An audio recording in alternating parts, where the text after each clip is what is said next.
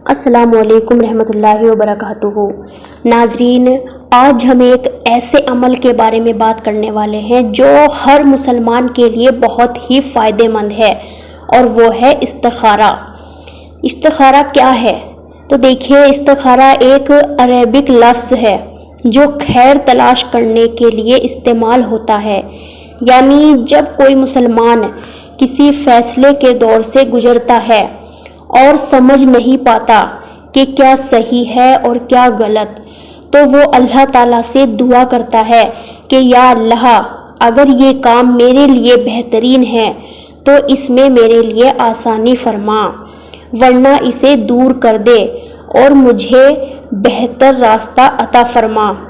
استخارہ کا مطلب یہ نہیں کہ آپ اپنے میں کوئی رنگ دیکھیں گے یا کوئی آواز سنائی دے گی، بلکہ اس کا مطلب ہے آپ اپنا فیصلہ اللہ پر چھوڑ دیتے ہیں اور اس سے بھلائی طلب کرتے ہیں۔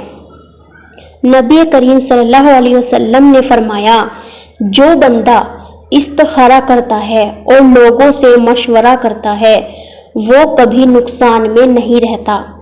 اب سوال یہ ہے کہ استخارہ کسے کرنا چاہیے؟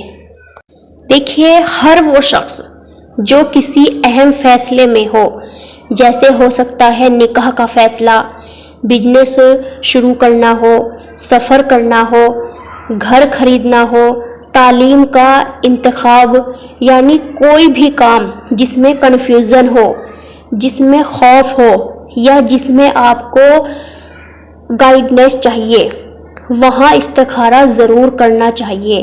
چاہے مرد ہو یا عورت، جوان ہو یا بزرگ، سب استخارہ کر سکتے ہیں۔ یہ صرف علماء یا بزرگوں کے لیے نہیں ہے، اسے کوئی بھی کر سکتا ہے۔ اب ہے کہ استخارہ کیسے کریں، اس کا طریقہ کیا ہے؟ تو سنیے۔ سونے سے پہلے اچھی طرح وضو کریں، پھر 2 رکعت نماز نفل پڑھیں۔ پہلی رکعت میں سورہ فاتحہ کے بعد کوئی بھی سورہ پڑھیں اور دوسری رکعت میں بھی ایسے ہی کریں۔ نماز کے بعد ہاتھوں کو اٹھا کر یہ مسنون استخارہ کی دعا پڑھیں۔ دعا یہ ہے، اللہم انی استخیرک بعلمک واستقدرک بقدرتی واسألک من فضلک العظیم۔ پھر اپنے الفاظوں میں بھی دعا کریں، یا اللہ، اگر یہ کام میرے لیے بہتر ہے دنیا اور آخرت کے لیے تو اس میں برکت دے، ورنہ اس سے مجھ سے دور کر دے اور بہتر راستہ دکھا۔ اب آپ نے یہ دعا کر لی، اب استخارہ کے بعد کیا ہوگا؟ زیادہ تر لوگ سمجھتے ہیں کہ استخارہ کرنے کے بعد کوئی سپنا آئے گا یا کوئی روشنی دکھے گی، لیکن یہ ضروری نہیں۔ کئی بار کوئی سپنا نہیں آتا، لیکن دل ایک فیصلے کی طرف مطمئن ہو جاتا ہے، کام میں رکاوٹ یا آسانی ہوتی ہے، اللہ اثر ڈال دیتا ہے اور فیصلہ آسان ہو جاتا ہے۔ اور اگر سپنا آئے تو اس کے رنگ، احساس اور پیغام کا خیال رکھیں، اور اگر کچھ نہ آئے تو بھی گھبرائیے نہیں، دعا کا اثر ضرور ہوتا ہے۔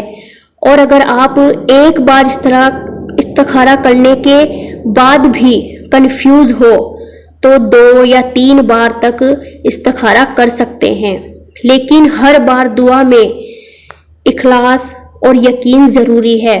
کئی بزرگوں یہ بھی کہتے ہیں کہ مشورے کے ساتھ میں کسی سہلے شخص سے مشورہ بھی لیں، لیکن فائنل فیصلہ صرف اللہ کے بھروسے پر ہونا چاہیے۔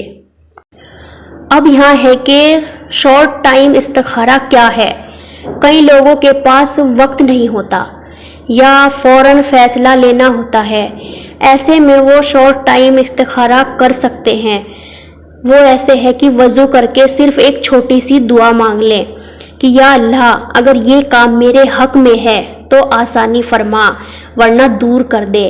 یا صرف استخارہ کی دعا بنا نماز کے بھی پڑھی جا سکتی ہے۔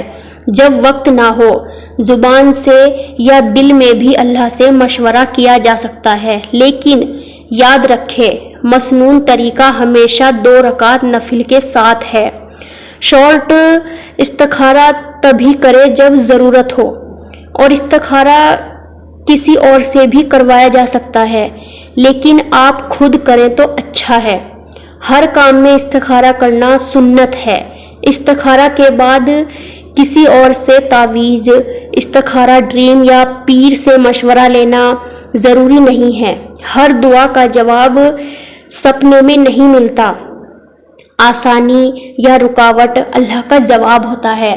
تو دیکھیے میری بہنوں اور بھائیوں، استخارہ ایک بے پناہ رحمت ہے جو ہمیں اللہ تعالیٰ سے جڑنے کا ذریعہ دیتی ہے۔ اپنے فیصلوں کا اللہ کو شامل کریں اور دیکھیں کیسے ہر مشکل کا حل نکلتا ہے انشاءاللہ۔